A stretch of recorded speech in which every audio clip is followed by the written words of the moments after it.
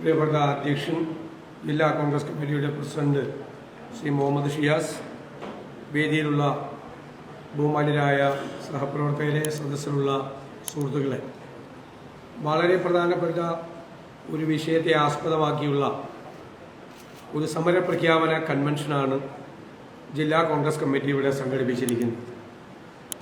സത്യത്തിൽ സാമൂഹ്യമായും സാമ്പത്തികമായും പാരിസ്ഥിതികമായും കേരളം പോലുള്ളൊരു സംസ്ഥാനത്തെ അപകട മേഖലയിലേക്കാക്കുന്ന ഒരു തീരുമാനമാണ് കേന്ദ്ര ഗവൺമെൻറ് കടൽ മണൽ ഖനനം നടത്താനുള്ള തീരുമാനത്തിലൂടെ എടുത്തിരിക്കുന്നത്. കേരളത്തിലും ഗുജറാത്തിൻ്റെയും ആൻഡമാൻ നിക്കോബാർ ഐലൻഡുകളിലെയും തീരപ്രദേശങ്ങളിൽ നിന്നുള്ള മണൽ ഖനനം ചെയ്യുന്നതിന് വേണ്ടിയിട്ടാണ്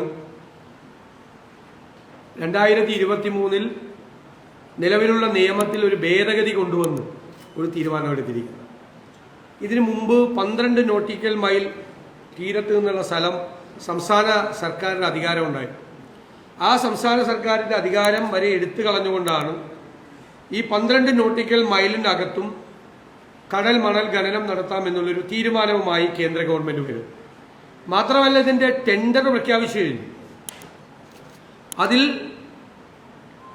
300 ദശലക്ഷം ടൺ കടൽ മണൽ ഖനനം ചെയ്യാൻ വേണ്ടിയിട്ടുള്ള ടെൻഡറാണ് ഇപ്പോൾ കൊടുത്തിരിക്കുന്നത്. അത് നമ്മുടെ കൊല്ലത്തിൻ്റെ അടുത്തുള്ള തീരപ്രദേശത്താണ്. 242 സ്ക്വയർ കിലോമീറ്റർ സ്ഥലത്താണ്, കൊല്ലത്ത് ആണ് ആദ്യം ചെയ്തിരിക്കുന്നത്. പിന്നീട് അവിടെ നിന്ന് ചാവക്കാടേക്കും പൊന്നാനിയിലേക്കും ബാക്കിയുള്ള കേരളത്തിൻ്റെ തീരപ്രദേശങ്ങളിലേക്കൊക്കെ പോകും. ഇവര് ഈ ഒരു ദശലക്ഷം ടൺ 300 ദശലക്ഷം ടൺ മണലെടുക്കുമ്പോൾ 1 ദശലക്ഷം ടൺ മണലിന്റെ വില 4700 കോടി രൂപയാണ്. 1 ദശലക്ഷം ടൺ മണലിന് അങ്ങനത്തെ 300 ദശലക്ഷം ടണ്ണാണ്. 4700 കോടി ഇൻറ്റു 300 എത്രായിരം കോടി രൂപയുടെ മണലാണ്. അത് സാധാരണ മണലിന്റെ വിലയാണ് ഞാൻ പറഞ്ഞത്. കൊല്ലത്ത് വെറുതെ അല്ല കൊല്ലത്ത് ആദ്യം കൊടുത്തത്. കാര്യം എന്താ?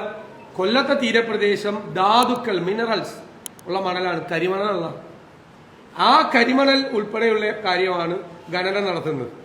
അപ്പോൾ യഥാർത്ഥ മണലാണോ കരിമണലാണോ ഏതാണ് ഖനനം നടത്തുന്നതെന്ന് വ്യക്തമായില്ല. അപ്പോൾ ഞാനൊരു ഉദാഹരണം പറഞ്ഞു. നിയമസഭയിൽ നമ്മുടെ പഞ്ചായത്തിൽ ഒരു 100 ലോഡ് മണൽ എടുക്കാനുള്ള അനുവാദം കൊടുത്താൽ അവരൊരു 1000 ലോഡ് മണൽ കൊണ്ടുപോകും നമ്മുടെ കൺമുന്നിൽ കൂടി, അല്ലേ? ഇത് 12 നോട്ടിക്കൽ മൈലിന്റെ അപ്പുറത്താണ് നടക്കുന്നത്. എത്രമാത്രം മണലാണ് എടുക്കുന്നത്, എങ്ങോട്ടാണ് കൊണ്ടുപോകുന്നത് എന്ന് പോലും ആർക്കും വിചാരിക്കാൻ പറ്റാത്ത തരത്തിലേക്ക് പോകും. അവർ കണ്ടുപിടിച്ചിരിക്കുന്നത് കേരളത്തിന്റെ തീരപ്രദേശത്ത് ഇപ്പം 300 ദശലക്ഷം ടണ്ണാണ് എടുക്കുന്നതെങ്കിലും 745 ദശലക്ഷം ടൺ മണലിന്റെ ശേഖരം കേരളത്തിന്റെ തീരപ്രദേശത്ത് ഉണ്ട് എന്നുള്ളതാണ്.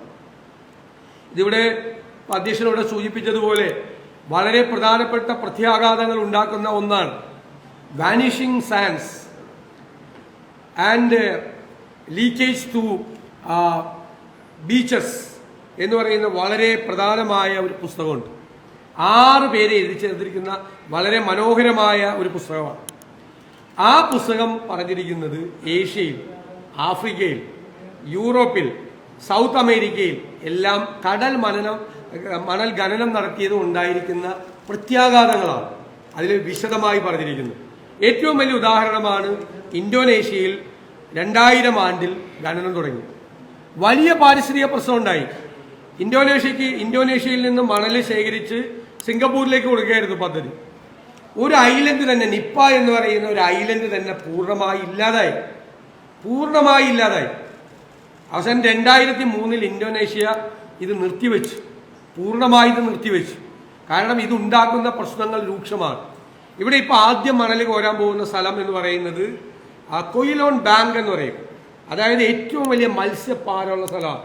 മത്സ്യത്തൊഴിലാളികൾക്ക് ഏറ്റവും കൂടുതൽ മത്സ്യങ്ങളുള്ള അയില, മത്തി, അതുപോലെ നെയ്മീൻ ഉൾപ്പെടെയുള്ള നിരവധി ചെമ്മീൻ, കണവ ഉൾപ്പെടെയുള്ള ഏറ്റവും കൂടുതൽ മത്സ്യസമ്പത്തുള്ള മത്സ്യപാരുള്ള കൊയിലോൺ ബാങ്ക് എന്ന് പറയുന്ന ഏറ്റവും വലിയ അസറ്റാണ്. അതാണ് ബാങ്ക് എന്ന് പേരിട്ടിരിക്കും. കൊയിലോൺ ബാങ്ക് എന്ന് പറയുന്ന കൊല്ലപ്പാരാണ് ഇത്. അതോടുകൂടി ഇത് 48 മീറ്റർ മുതൽ 62 മീറ്റർ ആഴത്തിൽ വരെ ഖനനം നടത്താം.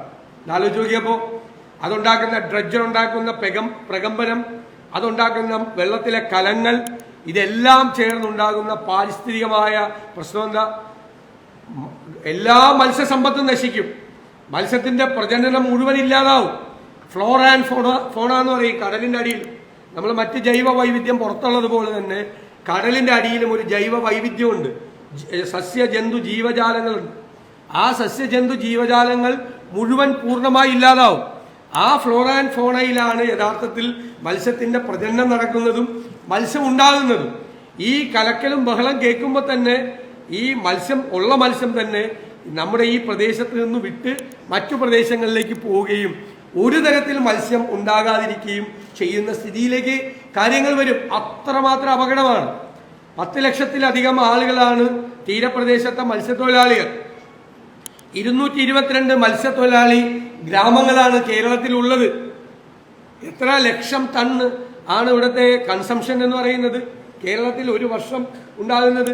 നമ്മുടെ കേരളത്തിലെ മത്സ്യസമ്പത്തിന്റെ എക്സ്പോർട്ട് വാല്യൂ, കയറ്റുമതി മൂല്യം തന്നെ 7231 കോടിയാണ് 2023-24 കണക്ക്.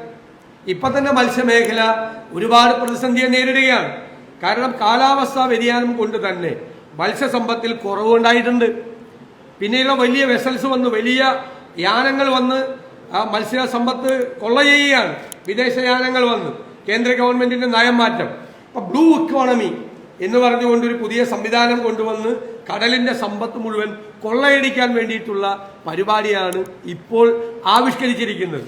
ഇപ്പോൾ തന്നെ മത്സ്യബന്ധന മേഖല, ഞാൻ നേരത്തെ പറഞ്ഞതുപോലെ കാലാവസ്ഥ വ്യതിയാനം കൊണ്ടുണ്ടായ മത്സ്യലഭ്യതയുടെ കുറവ്, മണ്ണെണ്ണയുടെ വിലക്കയറ്റം കൊണ്ടുണ്ടാകുന്ന ലാഭത്തിന്റെ കുറവ്, ഒരുപാട് പ്രതിസന്ധികളും പട്ടിണികളും, പിന്നെ തീരശോഷണം. ഇപ്പൊ തന്നെ കേരളത്തിൽ ഏറ്റവും കൂടുതൽ തീരശോഷണം നടക്കുന്ന ഒരു സംസ്ഥാനമാണ് കേരളം. കാലാവസ്ഥാ വ്യതിയാനം കൊണ്ട് നമ്മളിപ്പോ ഒരു സീസണിൽ ഇപ്പോ പോയി നമ്മൾ കാണുന്നൊരു വീട് ചിലപ്പോൾ ഈ മൺസൂൺ കഴിയുമ്പോൾ ഉണ്ടാവില്ല. ഞാൻ മുതലപ്പുഴയിലൊക്കെ പല പ്രാവശ്യം പോയി. ഞങ്ങൾ നിരവധി പ്രാവശ്യം ഈ വിഷയങ്ങൾ നിയമസഭയിൽ കൊണ്ടുവന്നതാണ്. മുതലപ്പുഴയിൽ ചെന്നാൽ നമുക്ക് ഭയമാവും. കാരണം കടലിന്റെ തീരവും ബാക്ക് വാട്ടർ ഉണ്ടല്ലോ, നമ്മുടെ പുറകിലുള്ള കായലും തമ്മിലുള്ള വ്യത്യാസം കുറഞ്ഞു വരികയാണ്. ഒരു 4-5 മൺസൂൺ കഴിഞ്ഞാൽ ഇതുണ്ടാവില്ല. ഇത് രണ്ടും കൂടി ഒന്നാവുന്ന സ്ഥിതിയാണ്. ഇതെല്ലാം കേരളത്തിൽ ഉണ്ടാക്കാൻ പോകുന്ന പാരിസ്ഥിതിക പ്രശ്നങ്ങൾ ഭയങ്കരമാണ്. ഇപ്പൊ നിങ്ങൾക്കറിയാലോ, വെള്ളത്തിന്റെ വേലിയേറ്റം. ഇപ്പൊ നമ്മുടെ ചെല്ലാനം മുതൽ എറണാകുളം ജില്ലയിൽ ഈ മൂത്തകുന്നം വരെയുള്ള സ്ഥലങ്ങളിൽ പണ്ട് വൃശ്ചിക പൊക്കമാണ് ഉണ്ടായിരുന്നത്. വൃശ്ചിക മാസത്തിൽ മാത്രമാണ് വെള്ളം കയറിയിരുന്നത്. ഇപ്പൊ എല്ലാ ദിവസവും വെള്ളം കയറിയാണ്. മെയിൻ റോഡിലേക്ക് വരെ വെള്ളം വരികയാണ്. എത്രയോ മീറ്റർ അകത്തേക്ക് വെള്ളം വരികയാണ്. വലിയ പ്രതിസന്ധി. മിക്കവാറും വീടുകളിൽ വെള്ളപ്പൊക്കം ഉണ്ടാകുന്ന തരത്തിൽ വെള്ളം കയറുകയാണ്. നമ്മൾ എങ്ങനെയാണ് ഇത് പരിഹരിക്കാൻ കഴിയുക? ഞങ്ങളുടെയൊക്കെ അവിടെ പല സ്ഥലത്ത് കെട്ടുണ്ട്. പക്ഷെ ആ കെട്ടിന്റെ മീതെ കൂടി വരികയാണ് ഉപ്പുവെള്ളമാണ് വരുന്നത്. ഈ ഉപ്പുവെള്ളം കയറി മുഴുവൻ സ്ഥലത്തും വീടിനകത്ത് കയറുന്ന സ്ഥിതിയിലേക്ക് വരികയാണ്. ഈ കടൽ മണൽ ഖനനം കൂടി നടത്തിയാൽ ഈ തീരശോഷണം കൂടുതലാവും. കാരണം കൂടുതൽ സമ്മർദ്ദം, കരയിലേക്ക് കൂടുതൽ സമ്മർദ്ദം ഉണ്ടാവും. ഇന്തോനേഷ്യയിലെ ഈ കടൽ മണൽ ഖനനമാണ് ഈ വലിയ സുനാമിക്ക് പോലും സാധ്യത ഉണ്ടാക്കിയത് എന്നുള്ള ആക്ഷേപങ്ങൾ ശാസ്ത്രലോകത്ത് നിലനിൽക്കുന്ന കാലഘട്ടത്തിലാണ്. ഇത് വിൽപ്പനയാണ്, സമ്പത്ത് വിൽക്കുകയാണ്, കോർപ്പറേറ്റുകൾക്ക് വിൽക്കുകയാണ്. എന്നിട്ട് നമ്മുടെ അംഗങ്ങൾ പാർലമെന്റിൽ ചോദിച്ചപ്പോൾ IBL ഈ വിഷയം വളരെ ഗൗരവത്തോടു കൂടി കൊണ്ടുവന്നിരുന്നു. ഇപ്പൊ പറയാം നമുക്ക് പാരിസ്ഥിതിക പഠനം നടത്താം. ടെൻഡറെല്ലാം കഴിഞ്ഞിട്ടാണ് പാരിസ്ഥിതിക പഠനം നടത്തുന്നത്. മാത്രമല്ല, പാരിസ്ഥിതിക പഠനം നടത്താൻ പോകുന്നത് ടെൻഡർ കിട്ടിയ ആളുകൾ തന്നെയാണ്. അതേ ഏജൻസി തന്നെയാണ് പാരിസ്ഥിതിക പഠനം നടത്തുന്നത്. ഈ മണൽ മുഴുവൻ കൊള്ളയടിക്കാൻ വേണ്ടി എനിക്ക് ടെൻഡർ കിട്ടി, ഞാൻ തന്നെ പാരിസ്ഥിതിക പഠനം നടത്തുകയാണ്. അപ്പൊ എന്റെ റിപ്പോർട്ട് എന്തായിരിക്കും? ഞാൻ പാരിസ്ഥിതിക പഠനം നടത്തിയ കോടാനുകോടി രൂപയാണ്. രാജ്യത്തിന്റെ സമ്പത്തും കൊള്ളയടിച്ചുകൊണ്ടിരിക്കുകയാണ്. അതിനെതിരായിട്ടുള്ള വലിയ പോരാട്ടമാണ് UDF-ഉം ഇന്ത്യൻ നാഷണൽ കോൺഗ്രസും എല്ലാം ആരംഭിച്ചിരിക്കുന്നത്. ഒരു വിട്ടുവീഴ്ചയും ഇക്കാര്യത്തിലില്ല. ഞങ്ങൾക്ക് സംസ്ഥാന ഗവൺമെന്റിന്റെ സമീപനം എന്താണ് എന്ന് കൃത്യമായി അറിയാൻ താല്പര്യമുണ്ട്. ഞാൻ ഈ വിഷയം നിയമസഭയിൽ കൊണ്ടുവന്നപ്പോൾ ഇതിനെതിരായി നിലപാടെടുക്കും എന്ന് പറഞ്ഞു. ഞങ്ങൾ നിർബന്ധിച്ചിട്ടാണ് ഒരു പ്രമേയം പാസ്സാക്കിയത്. പക്ഷെ ഇവിടെ ഈ റോഡ് ഷോ നടത്താൻ വന്നു ഖനന മന്ത്രാലയം. ഇതിനെ സംബന്ധിച്ച് മീറ്റിംഗ് ഒക്കെ നടത്താൻ വേണ്ടി കൊല്ലത്തും തിരുവനന്തപുരത്തും കൊച്ചിയിലൊക്കെ മീറ്റിംഗ് നടത്താൻ വന്നു. അതിനുള്ള പണം അനുവദിച്ചതാരാ? കേരളത്തിന്റെ പൊതുമേഖലാ സ്ഥാപനമായ KMML നിന്നാണ് അതിനാവശ്യമായ പൈസ കൊടുത്തത്. സംസ്ഥാന ഗവൺമെന്റ് ഈ കടൽ മണൽ ഖനനത്തിന് വേണ്ടിയ പഠനം നടത്താനും കാര്യങ്ങൾ വിശദീകരിക്കാനും വന്നവർക്ക് പണം കൊടുത്തത് കേരളത്തിന്റെ പൊതുമേഖലാ സ്ഥാപനത്തിൽ നിന്നാണ്. അപ്പൊ ഗവൺമെന്റിന് ഏത് കാര്യത്തിലാണ് എതിർപ്പ്?